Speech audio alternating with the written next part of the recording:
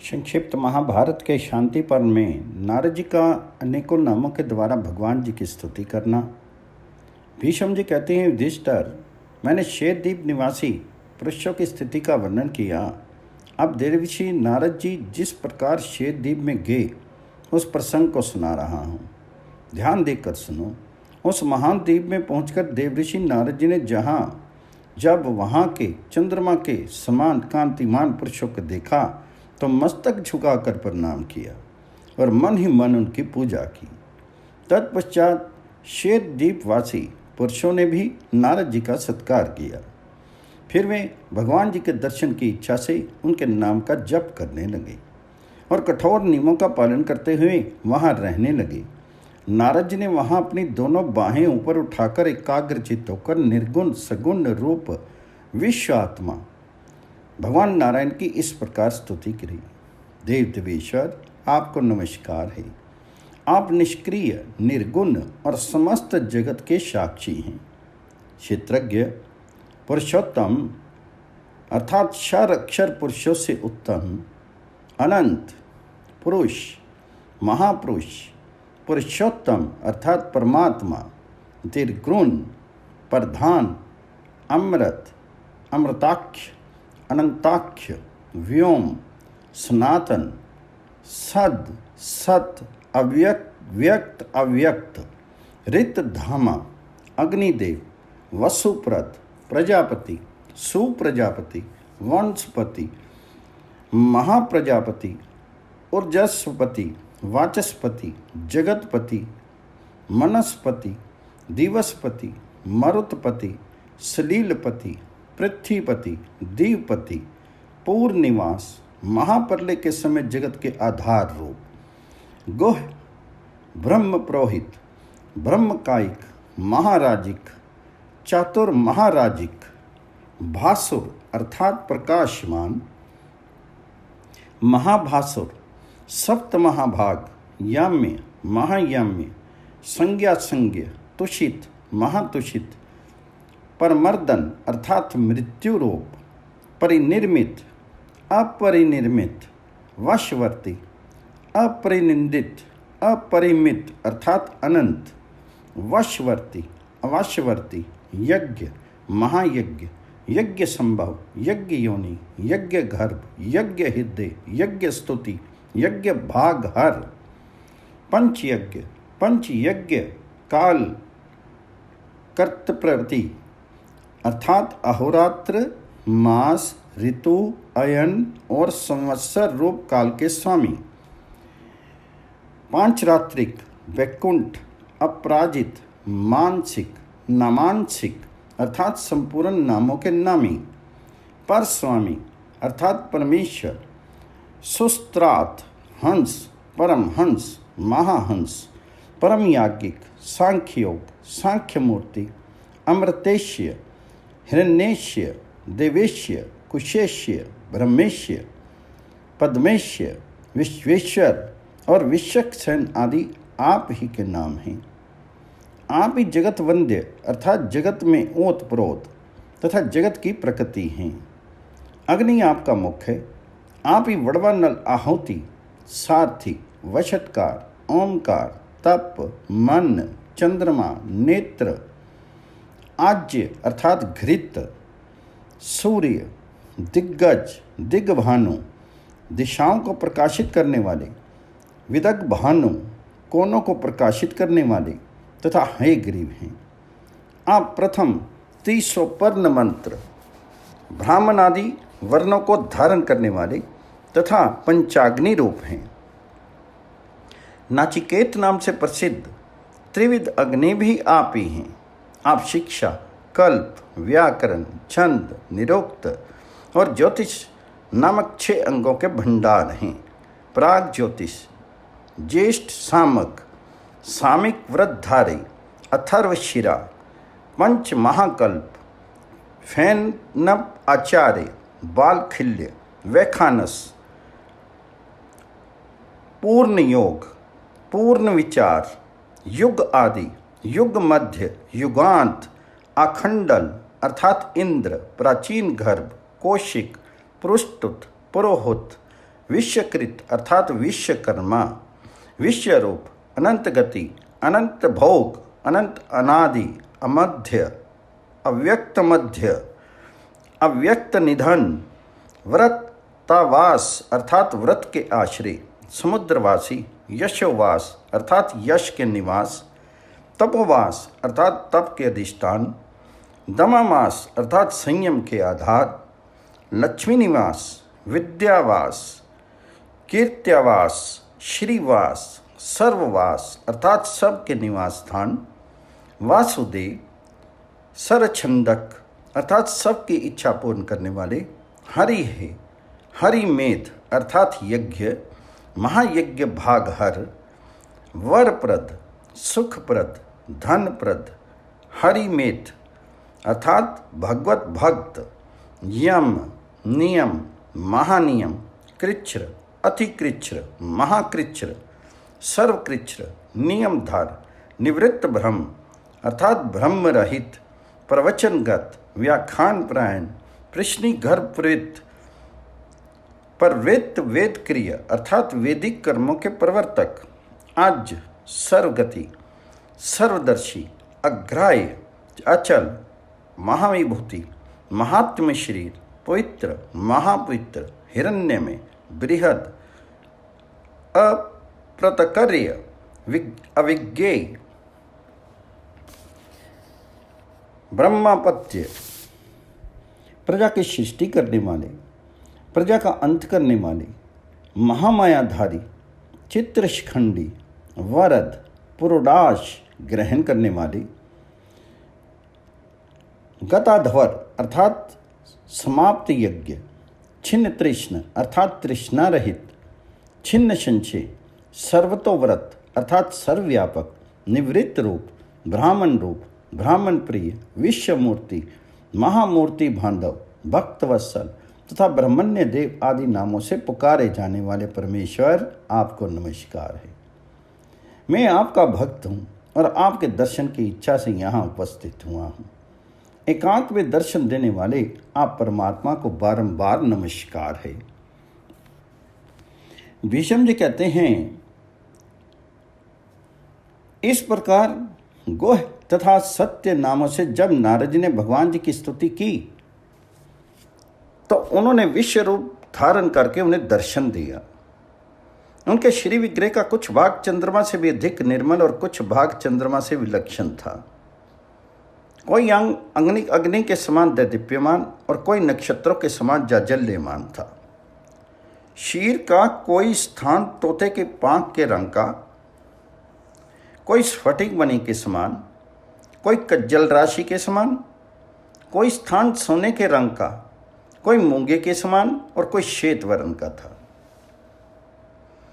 कुछ भाग श्वेत वैदुरी के समान, कुछ नील वैदुरी के समान, कुछ इंद्रनील मदीन के तुल्य, कुछ मोर के कंठ के रंग का तथा कुछ मोती की माला के समान था। इस प्रकार वे सनातन भगवान अपने विग्रह में नाना प्रकार के रंग धारण किए हुए थे। उनके हजारों नेत्र, हजारों मस्तक, हजारों पैर, हजारों उदर और हजारों हाथ थे तथा कहीं कहीं उनकी आकृति स्पष्ट नहीं जान पड़ती थी। वे एक मुख से ओंकार रहित गायत्री का जप तथा अन्य मुखों से चारों वेदों और अरण्यकों का गान कर रहे थे। वे अपने हाथों में वेदी, कमंडलों, उज्जलमणि, कुश, मृगचर्म, दंड और धधकती हुई आग लिए हुए थे। उनके चरणों में चरण पादुकाएं शोभा पा रही थी। भगवान जी का मुख प्रसन्न दिखाई देता था। उनका दर्शन पाकर नारद जी का हृदय प्रसन्नता से खिल उठा और वह चुपचाप उनके चरणों में पड़ गए। तब देवताओं के आदि कारण उन अविनाशी परमात्मा ने नारद जी से कहा, देव ऋषि, महर्षि एकत, द्वित और त्रित मेरे दर्शन की इच्छा से यहाँ आए हुए थे, किंतु उन्हें मेरा दर्शन नहीं हो सका। वास्तव में मेरे अनन्य भक्त के सिवा और कोई मुझे नहीं देख सकता। तुम तो मेरे अनन्य भक्तों में श्रेष्ठ हो, इसलिए मेरा दर्शन कर सके हो। वे प्रवर, धर्म के घर में जिन्होंने अवतार लिया है, वे नर नारायण आदि मेरे ही स्वरूप हैं। तुम सदा उनका भजन किया करो। आज मैं तुम पर बहुत प्रसन्न हूँ। यदि मुझसे कोई वर मांगना चाहते हो तो मांग लो। तो नारद जी ने कहा, भगवान, जब आपका दर्शन हो गया तो मुझे तप, यम और नियम सब का फल मिल गया। आपका दर्शन ही मेरे लिए सबसे बड़ा वरदान है। तो भगवान जी ने कहा, नारद जी, मुझे कोई नेत्रों से नहीं देख सकता। तुम जो मुझे देख रहे हो ये मेरी रची हुई माया का प्रभाव है। मैं सर्वत्र व्यापक हूँ, संपूर्ण प्राणियों का अंतरात्मा हूँ। प्राणियों के शिरों का नाश हो जाने पर भी मैं नहीं नष्ट होता। मुनिवार, जो लोग मेरे एकांत भक्त हो चुके हैं वे बड़े सौभाग्यशाली और सिद्ध हैं, क्योंकि रजोगुण और तमोगुण से मुक्त होकर वे मुझ में ही प्रवेश करेंगे। मुनिवार, देखो, मेरे दाहिने भाग में 11 रुद्र, वाम भाग में 12 आदित्य विराजमान हैं।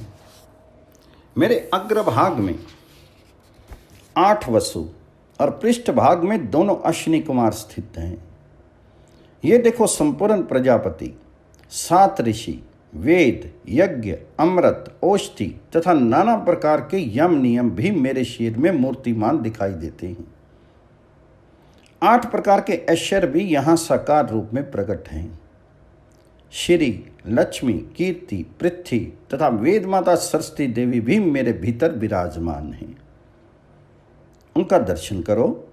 देखो, ये नक्षत्रों में श्रेष्ठ ध्रुव दिखाई दे रहे हैं। बादल, समुद्र, सरोवर और नदियों को भी मूर्तिमान देख लो। ये 4 प्रकार के पितृगण शीर धारण करके प्रकट हुए हैं। इनके साथ ही मेरे अंदर रहने वाले सत्य आदि गुणों का भी अवलोकन करो। मैं ही देवताओं और पितरों का पिता हूँ तथा हयग्रीव रूप धारण करके समुद्र के भीतर वायव्य कोण में रहता हूँ। सांख्य के आचार्य मुझे विद्या शक्ति से संपन्न एवं सूर्य मंडल में स्थित कपिल कहते हैं। वेद में जिनकी स्तुति की गई है वे हिरण्यगर्भ मैं ही हूँ तथा योगी लोग जिनमें रमन करते हैं वे योग शास्त्र प्रसिद्ध ब्रह्म भी मैं ही हूँ। इस समय व्यक्त रूप धारण करने वाले आकाश में स्थित हूँ। फिर 1000 युग बीतने पर इस जगत का संहार करूँगा और संपूर्ण चराचर प्राणियों को अपने में लीन करके मैं अकेला ही अपनी विद्या शक्ति से उसके साथ उनके विहार करूँगा। तदनंतर सृष्टि का समय आने पर फिर उस विद्या शक्ति के ही द्वारा संसार की सृष्टि करूँगा तथा कुछ काल पश्चात त्रेता और द्वापर के संध्यांश के समय मैं दशरथ नंदन राम के रूप में अवतार लूंगा। उस समय समस्त संसार के लिए कंटक रूप प्लस कुल खालक राक्षस राज रावण का उनके अनुयायियों सहित नाश करूंगा। फिर द्वापर और कलिको की संधि में कंस को मारने के लिए मथुरा में अवतार धारण करूंगा और देवताओं के लिए कांटा बोने वाले बहुत से दानवों का वध करके द्वारकापुरी में निवास करूंगा। वहां रहते समय देव माता अदिति का प्रिय करने वाले भूमिपुत्र नरकासुर, मोर तथा पीठ नामक दानव का संहार करूंगा और उनके प्राग ज्योतिषपुष नामक नगर का धन धान्य द्वारका में उठवा ले जाऊंगा। तदंतर बाणासुर का प्रिय और हित चाहने वाले विश्ववंदित देवता महादेव और कार्तिकेय को युद्ध में परास्त करूंगा और 1000 बाहों वाले बलिपुत्र बाणासुर को जीतकर सौभ विमान में रहने वाले शाल्व आदि वीरों को मौत के घाट उतारूंगा। इतना ही नहीं, महर्षि गर्ग के तेज से शक्तिशाली बने हुए काल यवन का भी मेरे द्वारा नाश होगा। उस समय गिरिव्रज में जरासंध नामक एक बहुत बलवान असुर राजा होगा जो दूसरे राजाओं से वैर मोल लेता फिरेगा। उसका भी मेरी ही बुद्धि के प्रयत्न से नाश होगा। इसी प्रकार धर्मपुत्र युधिष्ठिर के यज्ञ में भेंट लेकर आए हुए समस्त बलवान राजा महाराजाओं के बीच शिशुपाल का मस्तक काटूंगा। महाभारत में सबको परास्त करके भाइयों सहित युधिष्ठिर को उनके राज्य पर बिठाऊंगा। उस समय संसार के लोग यही कहेंगे कि श्री कृष्ण और अर्जुन के रूप में ये नर और नारायण ऋषि जगत का कल्याण करने के लिए क्षत्रिय कुल का संहार कर रहे हैं। इस प्रकार पृथ्वी का भार उतार कर मैं द्वारका के समस्त यादवों का भी भयंकर संहार करूंगा। नारद जी, तुम्हारी भक्ति के कारण ये भूत और भविष्य का सारा रहस्य मैंने तुमसे बताया है। भीष्म जी कहते हैं, युधिष्ठिर, विश्व रूपधारी अविनाशी भगवान नारायण इतनी बात कहकर अंतर ध्यान हो गई। तब महातेजस्वी नारद जी भी भगवान जी का मनवांछित अनुग्रह पाकर नर नारायण का दर्शन करने के लिए भद्र का आश्रम की ओर चल दिए। ये उपाख्यान नारद जी का ही कहा हुआ है, किंतु मुझे परंपरा से प्राप्त हुआ है। मुझसे मेरे पिताजी ने जो कहा था वही मैंने तुम्हें सुनाया है। सौती कहती हैं, शौनक, वैशंपायन जी के मुख से सुना हुआ ये सारा का सारा उपाख्यान मैंने तुम्हें सुना दिया। राजा जन्मेजय ने इसे सुनकर विधि पूर्वक भगवान जी का यजन किया। तुम लोग भी तपस्या और व्रत का पालन करने वाले हो। नमेश्वरन में निवास करने वाले प्रायः सभी ऋषि देवताओं में प्रधान हैं। सौभाग्यवश तुम सभी इस महायज्ञ में एकत्रित हुए हो, अतः विधिवत हवन करके उन सनातन परमेश्वर का यजन करो। संक्षिप्त महाभारत के शांति पर्व में श्री कृष्ण का अर्जुन को अपने नामों की व्याख्या सुनाना। जन्मेजय ने कहा, ब्राह्मण, मैं प्रजापतियों के प्रति भगवान श्री हरि का नाम श्रवण करना चाहता हूं। आप उनका वर्णन कीजिए, जिन्हें सुनकर मैं पवित्र हो जाऊं। तो वैशंपायन जी ने कहा, राजन, भगवान श्री हरि ने अर्जुन पर प्रसन्न होकर उनसे गुण और कर्म के अनुसार स्वयं अपने नामों की जैसी व्याख्या की है वही तो मैं सुना रहा हूं। सुनो। एक समय अर्जुन ने भगवान श्री कृष्ण से पूछा, भगवान, आप भूत और भविष्य के स्वामी, संपूर्ण भूतों की सृष्टि करने वाले, अविनाशी, जगत के आश्रय, ईश्वर और अभय देने वाले हैं। देव, वेद और पुराणों में महर्षियों ने आपके कर्म के अनुसार जो जो गुण नाम बतलाए हैं उनकी आप ही के मुंह से व्याख्या सुनना चाहता हूं, कृपया सुनाइए। तो भगवान बोले, अर्जुन, ऋग्वेद, यजुर्वेद, सामवेद, अथर्ववेद, उपनिषद, पुराण, ज्योतिष, सांख्य, योग शास्त्र तथा आयुर्वेद में महर्षियों ने मेरे बहुत से नाम बतलाए हैं। उनमें से कुछ नाम तो गुणों के अनुसार हैं और कुछ कर्मों के अनुसार हैं। अब मैं उन नामों की व्याख्या करता हूं, सावधान होकर सुनो। जिनके प्रसाद से ब्रह्मा और क्रोध से रुद्र प्रकट हुए हैं, उन निर्गुण सगुण रूप विश्व आत्मा भगवान नारायण को नमस्कार है। वही संपूर्ण चराचर जगत की उत्पत्ति के कारण है। उनसे ही सृष्टि, प्रलय और संपूर्ण विकारों की उत्पत्ति होती है। वही तप, यज्ञ और यजमान हैं। प्राण पुरुष और विराट पुरुष भी उन्हीं के नाम हैं। जब प्रलय की रात बीती थी उस समय उन महातेजस्वी नारायण की कृपा से एक कमल प्रकट हुआ था तथा उन्हीं की कृपा से उस कमल में से ब्रह्मा जी का प्रादुर्भाव हुआ। ब्रह्मा का दिन बीतने पर क्रोध के आवेश में आए हुए भगवान के ललाट से संहारकारी रुद्र उत्पन्न हुए। इस प्रकार ये दोनों देवता ब्रह्मा रुद्र भगवान जी के प्रसाद और क्रोध से प्रकट हुए हैं तथा उन्हीं के बताए हुए मार्ग से सृष्टि और संहार का कार्य पूर्ण करते हैं।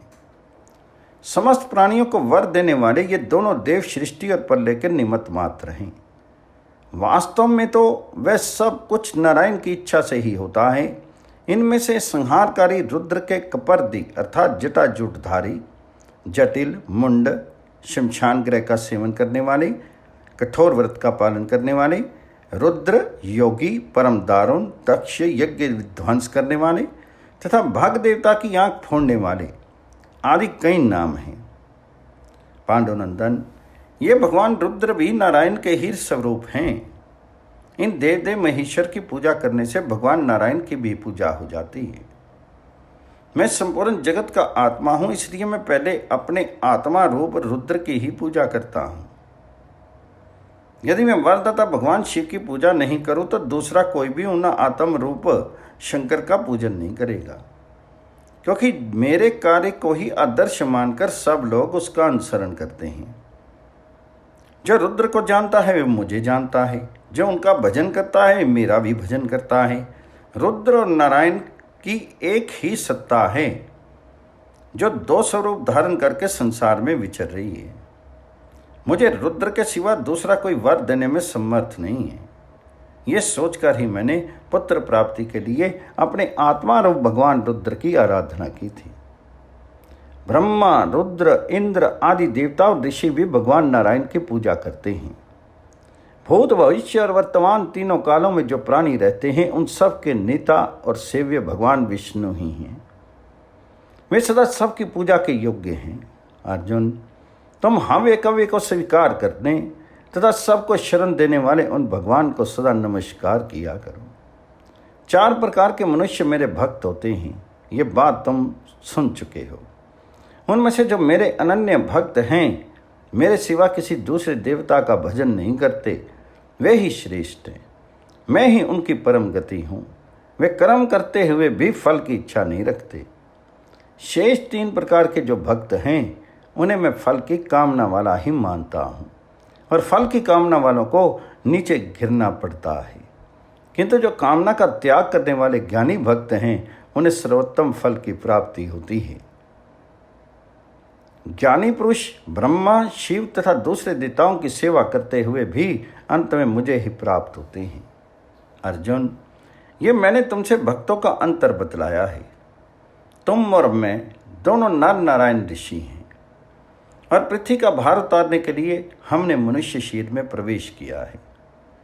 मैं अध्यात्म योग को जानता हूँ तथा मैं कौन हूँ और कहाँ से आया हूँ, इस बात का भी मुझे ज्ञान है। लौकिक अभ्युदय का साधक प्रवृत्ति धर्म और निःश्रेयस प्रदान करने वाला निवृत्ति धर्म मुझसे अज्ञात नहीं है। एकमात्र मैं ही संपूर्ण मनुष्यों का आश्रयभूत सनातन परमात्मा हूँ।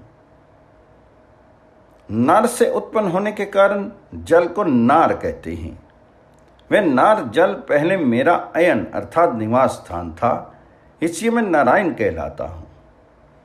जो आच्छादित करे अथवा जो किसी का निवास स्थान हो, उसको वासु कहते हैं। मैं ही सूर्य रूप धारण करके अपनी किरणों से संपूर्ण जगत को आच्छादित करता हूँ तथा मुझ में ही समस्त प्राणी निवास करते हैं, इसलिए मेरा नाम वासुदेव है। मैं संपूर्ण प्राणियों की गति और उत्पत्ति का स्थान हूँ। मैंने आकाश और पृथ्वी को व्याप्त कर रखा है। मेरी कांति सबसे बढ़कर है। समस्त प्राणी अंत में मुझे ही पाने की इच्छा करते हैं तथा मैं सबको आक्रांत करता हूँ। इन्हीं सब कारणों से लोग मुझे विष्णु कहते हैं। मनुष्य दम अर्थात इंद्रिय संयम के द्वारा सिद्धि पाने की इच्छा करते हुए मुझे पाना चाहते हैं, इसलिए मैं दामोदर कहलाता हूँ। अन्न, वेद, जल और अमृत को प्रश्नी कहते हैं। ये सदा मेरे घर में रहते हैं, अतः मेरा नाम प्रश्नी गर्भ है। जगत को तपाने वाले सूर्य और अग्नि की तथा चंद्रमा की जो किरणें प्रकाशित होती हैं, वे मेरे केश कहलाती हैं। उस केश से युक्त होने के कारण सर्वज्ञ विद्वान मुझे केशव कहते हैं। सूर्य और चंद्रमा मेरे नेत्र हैं और इनकी किरणें केश कहलाती हैं। ये दोनों जगत को शांति और ताप देकर हर्षित करते हैं, इसलिए ऋषि कहे जाते हैं तथा वे ही मेरे केश हैं। इस प्रकार मैं ऋषिकेश कहलाता हूँ। यज्ञ में इलोप होता से दिया आदि मंत्र से आवाहन करने पर मैं अपना भाग हरण अर्थात स्वीकार करता हूँ तथा मेरे शरीर का रंग भी हरित अर्थात श्याम है, इसलिए मुझे हरि कहते हैं। प्राणियों के सारिया बल का नाम है धाम और रित का अर्थ है सत्य। मेरा धाम रित है। मेरा विचार कर ब्राह्मणों ने मुझे रित धामा कहा है। गोविंद का अर्थ है पृथ्वी को प्राप्त करने वाला। पूर्व काल में जब पृथ्वी पानी में डूबकर रसातल में चली गई थी, तो मैंने वराह अवतार धारण करके इसे प्राप्त किया था। इसलिए देवताओं ने गोविंद कहकर मेरा स्तवन किया है। मेरे शिपी विष्ट नाम की व्याख्या इस प्रकार है। रोमहीन प्राणी को शिपी कहते हैं। यह निराकार का उपलक्षण है तथा विष्ट का अर्थ है व्यापक। मैंने निराकार रूप से समस्त जगत को व्याप्त कर रखा है, इसलिए मुझे शिपी विष्ट कहते हैं। मैं संपूर्ण प्राणियों के शिरों में रहने वाला साक्षी आत्मा हूँ। मैंने ना तो पहले कभी जन्म लिया है और न अब जन्म लेता हूँ और न आगे कभी जन्म लूँगा, इसलिए मेरा नाम आज्य है। मैंने कभी असत, ओछियाँ अश्लील बातें मुँह से नहीं निकाली हैं। सत्य स्वरूपा ब्रह्मपुत्री सरस्वती मेरी वाणी है, तथा सत्य और असत मेरे ही भीतर स्थित हैं। इस कारण मेरे नाभिक कमल रूप ब्रह्मलोक में रहने वाले ऋषिगण मुझे सत्य कहते हैं। मैं पहले कभी सत्य से च्युत नहीं हुआ हूँ। सत्य मुझसे ही उत्पन्न हुआ है। सत्य के कारण मैं पाप से रहित हूँ तथा सत्व ज्ञान अर्थात पांच रत्न आदि वैष्णव तंत्र से मेरे स्वरूप का बोध होता है। इन सब कारणों से मुझे सात्वत कहते हैं। अर्जुन, धर्म ही सबसे उत्कृष्ट है, वही शांति में पर ब्रह्म है। उस धर्म या ब्रह्म से मैं कभी च्युत नहीं होता, इसलिए अच्युत कहलाता हूं। अध का अर्थ है पृथ्वी, अक्ष का अर्थ है आकाश और ज का अर्थ है इसको जीतने या धारण करने वाला। पृथ्वी और आकाश दोनों को धारण करने के कारण मुझे अधोक्षज कहते हैं। महर्षि लोग अधोक्षज शब्द को अलग अलग 3 पदों का समूह जानते हैं। अ का अर्थ लय स्थान, धोक्ष का अर्थ पालन स्थान और ज का अर्थ उत्पत्ति स्थान है। उत्पत्ति, स्थिति और लय के स्थान एकमात्र नारायण ही हैं। अतः उनके सिवा दूसरा कोई अधोक्षज नहीं कहला सकता। प्राणियों के प्राणों की पुष्टि करने वाला घृत मेरे स्वरूप भूत अग्निदेव की अर्चिश अर्थात ज्वाला को जगाने वाला है। इसलिए विद्वज्ञों ने मुझे घृतार्ची कहा है। जीव वात पित्त और कफ इन 3 धातुओं से जीवन धारण करते हैं और इन्हीं तीनों के क्षीण होने पर नष्ट हो जाते हैं। इसलिए आयुर्वेद के विद्वान मुझे त्रिधातु कहते हैं। मेरे स्वरूप भूत भगवान धर्म संसार में वृष नाम से विख्यात हैं तथा वैदिक शब्दकोश में जहाँ पदों की व्याख्या की गई है वहाँ भी धर्म रूप से मुझे ही वृष कहा गया है। इस प्रकार कपि शब्द का अर्थ श्रेष्ठ है, इसलिए प्रजापति कश्यप ने मुझे वृषा कपि बतलाया है। मैं जगत का साक्षी और सर्वव्यापक ईश्वर हूँ। देवता और असुर भी मेरे आदि मध्य और अंत का कभी पता नहीं पाते, इसलिए मैं अनादि अमध्य और अनंत कहलाता हूँ। धनंजय, जो शुचि पवित्र एवं श्रवण करने के योग्य है उन्हें वचनों को मैं श्रवण करता हूँ, इसलिए मेरा नाम शुचि श्रवा है।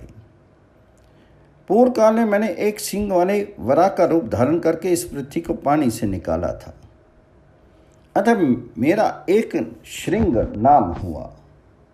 वराह अवतार के समय मेरे शीर में 3 कुकद ऊंचे स्थान थे, इसलिए मैं त्रिकुकद नाम से विख्यात हुआ। सांख्य शास्त्र का विचार करने वाले विद्वानों ने जिसे विरंची कहा है वे प्रजापति विरंची मैं ही हूँ। तत्व का निश्चय करने वाले सांख्य शास्त्र के आचार्यों ने मुझे आदित्य मंडल में स्थित विद्या शक्ति से संपन्न सनातन देवता कपिल कहा है। वेदों में जिनकी स्तुति की गई है तथा योगी जन सदा जिनकी पूजा करते हैं वे तेजस्वी हिरण्यगर्भ मैं ही हूँ।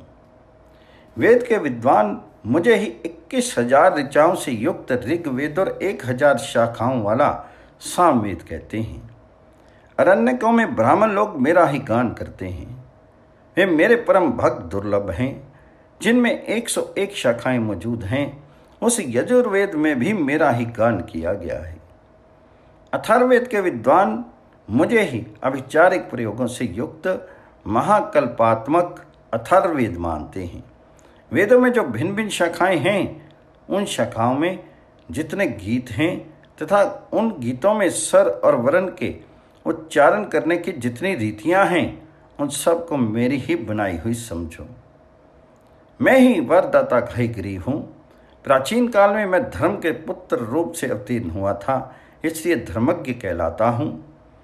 जिन्होंने गंधमादन पर्वत पर अखंड तप का अनुष्ठान किया, वे नर और नारायण मेरे ही स्वरूप हैं। जन्मेजय ने कहा, ब्राह्मण, जैसे दही से मक्खन, मलय से चंदन, वेदों से अरण्यक और औषधियों से अमृत निकाला गया है, उसी प्रकार आपने ये नारायण कथा रूप अमृत को प्रकट किया है। ये भगवान नारायण सब प्राणियों को उत्पन्न करने वाले और सबके ईश्वर हैं। अहो, नारायण का तेज अद्भुत है, इनका साक्षात्कार होना कठिन है। कल्प के अंत में जहाँ ब्रह्मा आदि देवता, ऋषि, गंधर्व और समस्त चराचर प्राणी लीन होते हैं, उन नारायण देव से उत्कृष्ट और पावन दूसरा कोई नहीं है। नारायण की कथा सुनने से जो फल मिलता है वह संपूर्ण आश्रमों में जाने और संपूर्ण तीर्थों में स्नान करने से भी नहीं मिलता। संपूर्ण विश्व के स्वामी श्री हरि की कथा तथा पापों का नाश करने वाली है, उसे आरंभ से ही सुनकर मैं श्रद्धा पवित्र हो गया हूँ। मेरे पूज्य पिता में अर्जुन ने भगवान श्री कृष्ण की सहायता से जो महाभारत में विजय प्राप्त की, ये कोई आश्चर्य की बात नहीं है, क्योंकि त्रिलोकीनाथ विष्णु की सहायता मिलने पर तो मैं संसार में कुछ भी दुर्लभ नहीं समझता। मेरे सभी पूर्वज धन्य हैं, जिनका हित और कल्याण करने के लिए साक्षात जनार्दन तैयार रहते थे। सारा संसार जिनकी पूजा करता है, उन भगवान नारायण का दर्शन तपस्या से ही हो सकता है। किंतु मेरे पितामह ने श्रीवत्स के चिन्ह से भूषित उन भगवान जी का साक्षात दर्शन अनायास ही पा लिया था। उनमें भी बढ़कर धन्यवाद के पात्र देव ऋषि नारद जी हैं। मैं उनको साधारण तेजस्वी नहीं मानता, क्योंकि उन्होंने श्वेत द्वीप में जाकर साक्षात भगवान जी का दर्शन किया। भगवान जी की कृपा से उन्हें उनके श्री विग्रह का प्रत्यक्ष दर्शन मिला। अब मैं ये जानना चाहता हूँ कि श्वेत द्वीप से लौटकर नारद जी नर नारायण का दर्शन करने के लिए जो पुनः भद्रिका आश्रम गए, उनका क्या कारण था? वहां जाकर वे कितने समय तक उन दोनों ऋषियों की सेवा में रहे? उन्होंने उनसे कौन कौन से प्रश्न किए तथा उन प्रश्नों के उत्तर में महात्मा नर नारायण ने क्या कहा था, ये सब बातें बताने की कृपा कीजिए।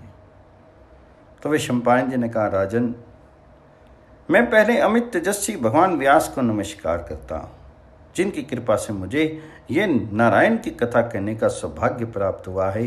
श्वेत द्वीप में श्री हरि का दर्शन करके जब नारद जी लौटे तो बड़े वेग से मेरु पर्वत पर आ पहुंचे। भगवान जी ने जो आज्ञा दी थी उसे उन्होंने हृदय में स्वीकार किया था। मेरु से चलकर वह गंधमादन पर्वत के पास पहुंचे और वहां आकाश से भद्रिका आश्रम में उतरे।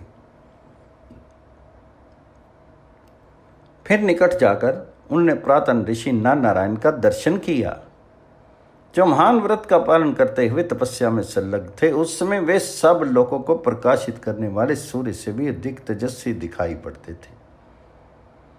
उनके वक्षस्थल में श्रीवत्स का चिन्ह शोभित हो रहा था। दोनों अपने मस्तक पर जटा धारण किए हुए थे। उनके हाथों में हंस का और चरणों में चक्र का चिन्ह था। विशाल वक्षस्थल, बड़ी बड़ी भुजाएं, मेघ के समान गंभीर स्वर, सुंदर मुख, चौड़े ललाट, बाकी भौहें, सुंदर ठोडी और मनोहर नासिका से उनकी अपूर्व शोभा हो रही थी तथा उनके मस्तक छत्र के समान शोभित होते थे। इन शुभ लक्षणों से संपन्न इन दोनों महापुरुषों का दर्शन करके नारद जी को बड़ी प्रसन्नता हुई। भगवान नर और नारायण ने भी नारद जी का स्वागत सत्कार करके उनकी कुशल पूछी। अनंतर नारद जी ने उन दोनों की ओर देखकर मन ही मन कहा, मैंने श्वेत द्वीप में जिनका दर्शन किया था, उन्हीं के समान इन दोनों महापुरुषों की भी झांकी है। ये सोचकर वे उनकी प्रदक्षिणा करके एक सुंदर कुशासन पर बैठ गए। तब भगवान नारायण ने नारद जी से पूछा, देव ऋषि, क्या तुमने श्वेत द्वीप में जाकर हम दोनों के मूल स्वरूप सनातन परमात्मा का दर्शन किया? तो नारद जी ने कहा, भगवान, मैंने विश्व रूपधारी उन अविनाशी परमेश्वर का दर्शन कर लिया। देवता ऋषियों के साथ संपूर्ण लोक उन्हीं के भीतर विराजमान हैं। आप दोनों सनातन पुरुषों को देखकर तो मैं इस समय भी श्वेत द्वीप वासी भगवान जी की ही झांकी कर रहा हूँ। वहाँ हमने श्री हरि में जो जो लक्षण देखे थे, आप दोनों भी उन्हीं लक्षणों से संपन्न हैं। यही नहीं, आप दोनों को मैंने वहाँ भी श्री हरि के पास उपस्थित देखा था और उन्हीं के भेजने से मैं फिर यहाँ आया हूँ। इस संसार में आप दोनों के अतिरिक्त दूसरा कौन है जो तेज, यश और श्री में उनके समान हो। उन्होंने मुझे धर्म का उपदेश दिया और भविष्य में होने वाले अपने अवतार कार्यों का भी वर्णन किया है। श्वेत द्वीप में जो 5 इंद्रियों से रहित श्वेत वर्ण वाले पुरुष हैं, वे सब के सब ज्ञानी और भक्त हैं तथा सदा भगवान जी की पूजा में लगे रहते हैं। भगवान भी उनके साथ सदा प्रसन्न रहते हैं। उनको अपने भक्त और ब्राह्मण बहुत प्रिय हैं। वे विश्व का पालन करने वाले सर्वव्यापक और भक्त वत्सल हैं। कर्ता, कारण और कार्य भी वे ही हैं। उनका बल और कांति अनंत है। वे हेतु, आज्ञा, विधि और तत्व रूप तथा महायशस्वी हैं। उन दयालु परमात्मा ने तीनों लोकों में शांति का विस्तार किया है। जिनकी बुद्धि अनन्य भाव से एकमात्र उन्हीं में लगी हुई है, उन भक्तों पर अर्पण की हुई प्रत्येक क्रिया को वे भगवान स्वयं शिरोधार्य करते हैं। संसार में उन्हें अपने अनन्य भक्त से बढ़कर कोई प्रिय नहीं है। नारायण ने कहा, नारद, तुमने श्वेत द्वीप में साक्षात भगवान जी का दर्शन किया है, अतः तुम धन्य हो। वास्तव में भगवान जी ने तुम पर बड़ी कृपा की। वे प्रभु अव्यक्त प्रकृति के भी मूल कारण हैं। किसी के लिए भी उनका दर्शन मिलना नितांत कठिन है। देव ऋषि, हम सच कह रहे हैं, भगवान को इस जगत में भक्त से बढ़कर दूसरा कोई प्रिय नहीं है। इसलिए उन्होंने तुम्हारे सामने अपने स्वरूप प्रकट किया है। 1000 सूर्यों के एकत्र होने पर जितनी कांति हो सकती है, उतने ही उस स्थान की भी कांति है जहाँ साक्षात भगवान विराज रहे हैं। वे परिवार विश्व विधाता ब्रह्मा जी के भी पति उन परमेश्वर से ही क्षमा की उत्पत्ति हुई है, जिससे पृथ्वी का संयोग होता है। वे संपूर्ण प्राणियों का हित करने वाले, उन्हीं से रस प्रकट हुआ है जो जल का गुण है और जिसके कारण जल द्रवीभूत होता है। उन्हीं से रूप गुण विशिष्ट तेज का प्रादुर्भाव हुआ है, जिससे संयुक्त होने के कारण सूर्य देव इस जगत से प्रकाशित हो रहे हैं। उन्हीं पुरुषोत्तम से स्पर्श की उत्पत्ति हुई है, जिससे संयुक्त होकर वायु संपूर्ण जगत में प्रवाहित होती रहती है। वे ही लोकेश्वर शब्द की भी उत्पत्ति के हेतु हैं, जिससे आकाश का नित्य संयोग है और जिसके ही कारण वह निरावृत रहता है। संपूर्ण प्राणियों के भीतर स्थित रहने वाले मन की उत्पत्ति भी उन्हीं से हुई है। उस मन से संयुक्त होकर ही चंद्रमा प्रकाश गुण धारण करता है। वे भगवान विद्या शक्ति के साथ अपने सत्यधाम में विराजमान हैं। तपोधन, श्वेत द्वीप में तुम्हें हम लोगों ने भी देखा था। भगवान से समागम होने के पश्चात तुम्हारे मन में जो संकल्प उठा, वह सब भी हम लोगों को विदित है। इस चराचर जगत में जो शुभ या अशुभ बात हो चुकी हैं, हो रही हैं या होने वाली हैं, वे सब उस समय देव देव भगवान ने तुम्हें बतलाई थी। वैशंपायन जी कहते हैं, जन्मेजय, कठोर तपस्या में प्रवृत्त हुए भगवान नर और नारायण की ये बात सुनकर नारद जी ने उन्हें हाथ जोड़कर प्रणाम किया और नारायण के मंत्रों का विधिवत जप करते हुए वे 1000 दिव्य वर्षों तक उन्हीं के आश्रम पर रहे। वहाँ प्रतिदिन भगवान जी का ध्यान और पूजन, यही उनकी जीवनचर्या थी। इस प्रकार भगवान जी की कथा सुनते और प्रतिदिन उनका दर्शन करते हुए भद्रका आश्रम में 1000 वर्ष पूरा होने पर नारद जी हिमालय पर्वत पर स्थित अपने आश्रम में चले गए और वे विख्यात तपस्वी नर नारायण का पुनः उत्तम तपस्या में संलग्न हो गए। जन्मेजय, तुम प्रारंभ से ही ये कथा सुनकर पवित्र हो गए हो। जो मनुष्य अविनाशी भगवान नारायण के साथ मन, वाणी या क्रिया के द्वारा देश भाव रखता है, उसका ना इस लोक में ठिकाना है न परलोक में। उसके पिता सदा नरक में डूबे रहते हैं। भगवान विष्णु सबके आत्मा हैं, भला उनसे कौन द्वेष करेगा। राजन, मेरे गुरु गंधवती नंदन व्यास जी ने इस श्रेष्ठ महात्मा का वर्णन किया है। उन्हीं के मुख से मैंने इसको सुना है और वही तुम्हें भी सुनाया है। अब तुम अपने संकल्प के अनुसार इस महान यज्ञ को पूर्ण करो। तो सौती कहते हैं, शौनक, वैशंपायन जी के मुख से ये महान उपाख्यान सुनकर राजा जन्मेजय ने अपने यज्ञ को पूर्ण करने का कार्य आरंभ किया। तुमने नैमिषारण्यवासी ऋषियों के सामने जिसके विषय में प्रश्न किया था वे नारायणी उपाख्यान मैंने तुम्हें सुना दिया। परम ऋषि नारायण संपूर्ण मनुष्यों और लोकों के स्वामी हैं। इस विशाल पृथ्वी को उन्होंने ही धारण कर रखा है। वे वैदिक धर्म और विनय का पालन करने वाले शम और दम की निधि, यम नियम में प्रायण, देवताओं का हित साधन करने वाले, असुर विनाशक, तप के भंडार, महान यश के भाजन, मधु कैटभ का वध करने वाले, धर्मज्ञ को सद्गति एवं अभय प्रदान करने वाले तथा यज्ञ में भाग ग्रहण करने वाले हैं। ऐसे भगवान की तुम शरण लो, जो संपूर्ण जगत के साक्षी, जन्म अंतर्यामी, प्राण पुरुष, सूर्य के समान तेजस्वी, ईश्वर और सबकी गति हैं। उन परमेश्वर को तुम सब लोग एकाग्रचित्त होकर प्रणाम करो। वे इस जगत के आदि कारण, मोक्ष के आश्रय, सूक्ष्म स्वरूप, सबके शरण देने वाले, अविचल और सनातन पुरुष हैं।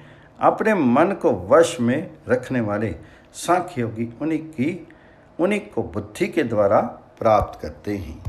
महाभारत के शांति पर्व में हयग्रीव अवतार, नारायण की महिमा तथा भक्ति धर्म की परंपरा का वर्णन।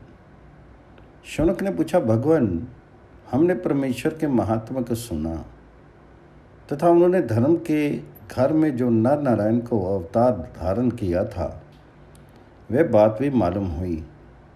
अब हम ये जानना चाहते हैं कि जगत को धारण करने वाले भगवान जी ने अद्भुत रूप प्रभाव से युक्त हयग्रीव अवतार क्यों धारण किया था और उस रूप में भगवान जी का दर्शन करके ब्रह्मा जी ने कौन सा कार्य संपन्न किया।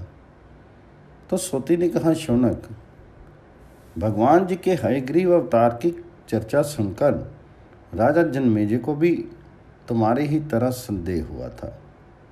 तब उन्होंने इस प्रकार प्रश्न किया, विप्रवर, ब्रह्मा जी ने भगवान जी के जिस हयग्रीव रूप का दर्शन किया था वह किस लिए प्रकट हुआ, ये बताने की कृपा करें। तो वैशंपायन जी ने कहा, राजन, इस जगत में जितने प्राणी हैं वे सब ईश्वर के संकल्प से उत्पन्न हुए पंच महाभूतों से युक्त हैं। विराट स्वरूप भगवान नारायण इस जगत के ईश्वर और सृष्टा हैं। वे ही सब जीवों के अंतरात्मा, वरदाता, सगुण और निर्गुण रूप हैं। अब तुम पंचभूतों के आत्यांतिक प्रलय की बात सुनो। पूर्व काल में जब इस पृथ्वी का एकार्णव के जल में, जल का तेज में, तेज का वायु में, वायु का आकाश में, आकाश का मन में, मन का व्यक्त में, व्यक्त का अव्यक्त प्रकृति में, अव्यक्त पुरुष ब्रह्मा में और पुरुष का सर्वव्यापक परमात्मा में लय हो गया, उस समय चारों ओर अंधकार ही अंधकार छा गया। उसके सिवा और कुछ नहीं जान पड़ता था। उस अवस्था में विद्या शक्ति से संपन्न श्री हरि ने योग निद्रा का आश्रय लेकर कारण रूप जल में शयन किया तथा नाना गुणों से उत्पन्न होने वाली अद्भुत सृष्टि के संबंध में विचार करते करते उन्हें अपने महान गुण का स्मरण हुआ। उसे अहंकार प्रकट हुआ। वे अहंकार ही चार मुखों वाले ब्रह्मा जी हैं, जो सब लोगों के पितामह और भगवान हिरण्यगर्भ के विख्यात हैं। उस समय भगवान नारायण की नाभि से कमल प्रकट हुआ था, जिसमें कमल लोचन ब्रह्मा जी का आविर्भाव हुआ। अत्यंत तेजस्वी सनातन देव ब्रह्मा जी ने सहस्त्र दल कमल पर विराजमान होकर जब इधर उधर दृष्टि डाली तो उन्हें समस्त जगत जल में दिखाई पड़ा। तब ब्रह्मा जी सत्य गुण में स्थित होकर प्राणियों की सृष्टि में प्रवृत्त हुए। वे जिस कमल पर बैठे हुए थे उसका पता सूर्य के समान दीप्यमान था। उस पत्ते पर पहले से ही भगवान नारायण की प्रेरणा से जल की 2 बूंदें पड़ी थी, जो रजोगुण और तमोगुण की प्रतीक थी। आदि अंत से रहित भगवान अच्युत ने उन दोनों बूंदों की ओर देखा उनमें से एक बूंद भगवान जी की दृष्टि पड़ते ही तमो में मधु नामक दैत्य के आकार में परिणित हो गई। उस दैत्य का रंग मधु के समान था और उसके शीर की कांति बड़ी सुंदर थी। जल की दूसरी बूंद जो कुछ कड़ी थी, नारायण की आज्ञा से रजोगुण से उत्पन्न कैटभ नामक दैत्य के रूप में प्रकट हुई। तमोगुण और रजोगुण से युक्त वे दोनों दैत्य मधु और कैटभ बड़े बलवान थे। कमल के आसन पर विराजमान होकर सृष्टि रचना में प्रवृत्त हुए। ब्रह्मा की ओर दृष्टि पड़ते ही वे दोनों कमल नाल की ओर दौड़े। वहां पहुंचकर उन्होंने साकार रूप में प्रकट हुए चारों वेदों को ब्रह्मा जी के देखते देखते सहसा हर लिया। उन सनातन वेदों को तुरंत समुद्र के भीतर ईशान कोण में स्थित रसातल में प्रवेश कर गए। वेदों का अपहरण हो जाने पर ब्रह्मा जी को बड़ा खेद हुआ। वे मन ही मन परमात्मा से कहने लगे, भगवान, वेद ही मेरे उत्तम नेत्र हैं, वेद ही मेरे बल हैं, वेद ही मेरे आश्रय हैं और वेद ही मेरे उपास्य देव हैं। मेरे ही उन्हीं वेदों को दो दानवों ने बलात् छीन लिया है। उसके बिना मुझे सब और अंधकार दिखाई देता है। वेदों के बिना मैं संसार की सृष्टि कैसे कर सकता हूँ? ओह, मुझ पर यह बड़ा भारी संकट आ गया। इस तीव्र शोक से मेरा हृदय फटा जा रहा है। इस प्रकार विलाप करते करते उनके मन में ये विचार उठा कि मैं भगवान श्री हरि की स्तुति करूं। ये बात ध्यान में आते ही वे हाथ जोड़कर परम आराध्य परमात्मा की स्तुति करने लगे। भगवान, आप हमारे पूर्वज हैं, वेद आपका हृदय है, आप जगत के आदि कारण, सबसे श्रेष्ठ, सांख्य योग की निधि और सर्वशक्तिमान हैं। आपको नमस्कार है। व्यक्त जगत और अव्यक्त प्रकृति को उत्पन्न करने वाले परमात्मन, आपका रूप अचिंत्य है। आप कल्याण में, मोक्ष में स्थित हैं। वृक्ष पालक, आप संपूर्ण प्राणियों के अंतरात्मा, किसी योनि से उत्पन्न न होने वाले जगत के आधार और संभू हैं। मैं आपके प्रसाद से उत्पन्न हुआ हूँ। आपके नेत्र कमल के समान हैं। आपका श्री विग्रह विशुद्ध तत्व सत्व में है। आप ही ईश्वर और स्वभाव हैं। आप ही ने मुझे जन्म दिया है और आप ही की कृपा से मुझ पर काल का जोर नहीं चलता। आपने मुझे वेद रूपी नेत्र प्रदान किए थे, किंतु उन्हें दानवों ने छीन लिया। उसके बिना मैं अंधा सा हो रहा हूँ। अतः कृपा करके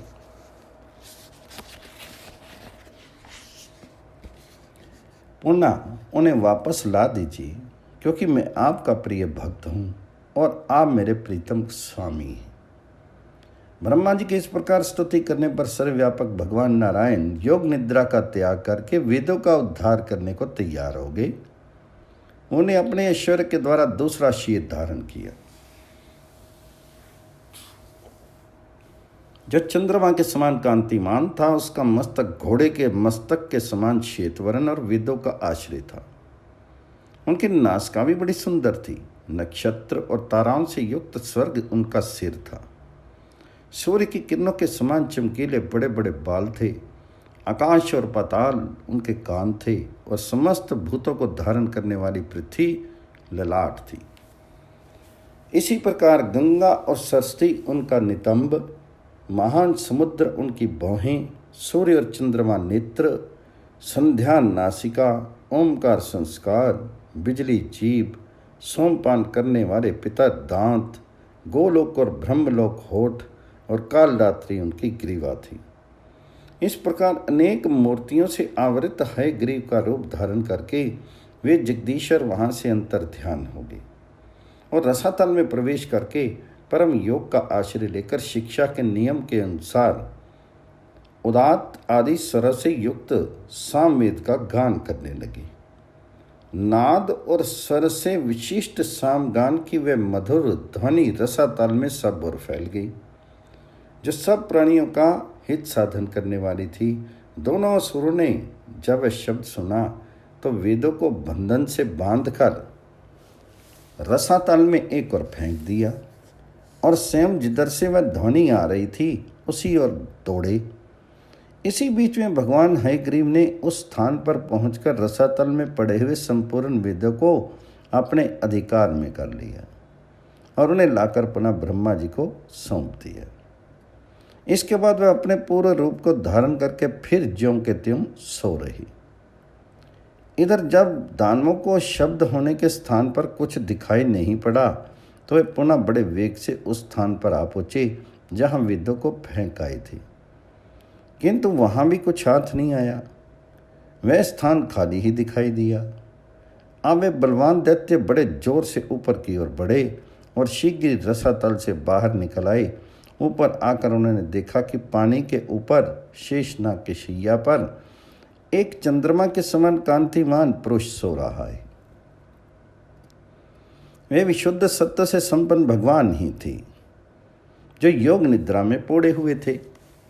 उन्हें देखकर दानवराज मधु और कैटब ठाका मारकर जोर जोर से हंसने लगे और रजोगुण तथा तमोगुण के आवेश में आकर परस्पर कहने लगे, ये जो श्वेत वर्ण वाला पुरुष यहाँ नींद ले रहा है, निसंदेह यही रसातल से वेदों को चुरा लाया है।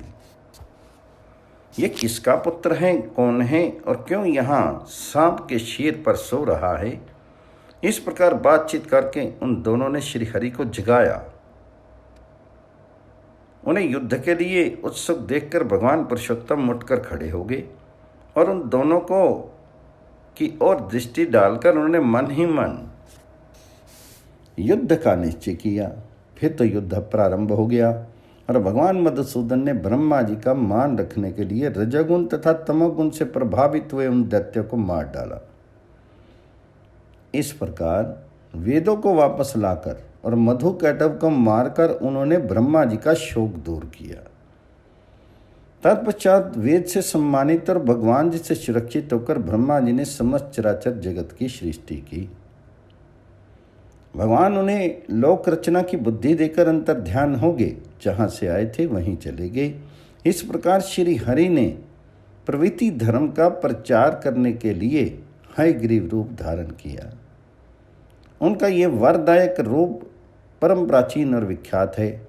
जो ब्राह्मण प्रतिदिन इस अवतार की कथा को सुनता या स्मरण करता है, उसके अध्ययन का कभी नाश नहीं होता। राजन, तुमने जिसके लिए पूछा था वह हयग्रीव अवतार की प्राचीन कथा मैंने तुम्हें सुना दी। ये उपाख्यान वेद के द्वारा अनुमोदित है। परमात्मा कार्य साधन करने के लिए जिस जिस शरीर को धारण करना चाहते हैं उसे स्वयं प्रकट कर देते हैं। वे वेद और तपस्या की निधि हैं तथा सांख्य योग ब्रह्म एवं हविष्य रूप हैं। वेदों का पर्यवसान नारायण में ही है। यज्ञ नारायण के ही स्वरूप हैं। तप नारायण की ही प्राप्ति कराने वाले हैं और नारायण की प्राप्ति ही उत्तम गति मोक्ष है। इतना ही नहीं, रित और सत्य भी नारायण के ही स्वरूप हैं तथा जिसके अनुष्ठान से पुनर्जन्म नहीं लेना पड़ता, वह निवृत्ति प्रधान धर्म भी नारायण को ही लक्ष्य करने वाला है। प्रवृत्ति धर्म भी नारायण का ही स्वरूप है। भूमि का उत्तम गुण गंध, जल का गुण रस, तेज का गुण रूप, वायु का गुण स्पर्श और आकाश का गुण शब्द ही भी नारायण से भिन्न नहीं है। मन, काल, नक्षत्र मंडल, कीर्ति, श्री, लक्ष्मी, संपूर्ण देवता तथा सांख्य और योग शास्त्र, ये सब नारायण के ही स्वरूप हैं। पुरुष, प्रधान, प्रभाव, कर्म तथा देव, ये जिन वस्तुओं के कारण हैं वे भी नारायण रूपी हैं। अधिष्ठान, कर्ता, भिन्न भिन्न प्रकार के करण, नाना प्रकार की अलग अलग चेष्टाएं तथा देव, इन 5 कारणों के रूप में सर्वत्र श्री हरि ही विराजमान है। जो लोग सर्वव्यापक हेतुओं से तत्व को जानने की इच्छा रखते हैं, उनके लिए महायोगी नारायण ही एकमात्र ज्ञातव्य तत्व हैं। संपूर्ण लोक, ब्रह्मा आदि देवता, महात्मा ऋषि, सांख्य के विद्वान, योगी और आत्मज्ञानी यति, इन सब के मन की बातें भगवान जानते हैं, किंतु उनके मन में क्या है ये किसी को पता नहीं। समस्त विश्व में जो लोग देवताओं के लिए यज्ञ और पितरों के लिए श्राद्ध करते हैं, दान देते हैं, उन महान तप करते हैं, उन सब के आश्रय भगवान विष्णु ही हैं। वे अपने ऐश्वर्य योग में स्थित रहते हैं। संपूर्ण प्राणियों के आवास स्थान होने से उन्हें वासुदेव कहते हैं। ये परम महर्षि नारायण नित्य महान ऐश्वर्य से युक्त और गुणों से रहित हैं। जो भी जैसे गुणहीन काल ऋतु के गुणों से युक्त होता है, उसी प्रकार वे भी समय समय पर गुणों को स्वीकार करते हैं। उन महात्मा के गमन अगमन को कोई नहीं जानता। जो ज्ञानी महर्षि हैं, वे ही उन नित्य अंतर्यामी परमात्मा का साक्षात्कार करते हैं। जन्मेजय ने कहा, ब्राह्मण, भगवान अनन्य भाव से भजन करने वाले अपने सभी भक्तों को प्रसन्न करते हैं और उनकी विधिवत की हुई पूजा को स्वीकार करते हैं। यह कितने आनंद की बात है। संसार में जिन लोगों की वासनाएं दग्ध हो गई हैं और जो पुण्य पाप से रहित हो गए हैं, उन्हें परंपरा से जो गति प्राप्त होती है उसका भी आपने वर्णन किया है।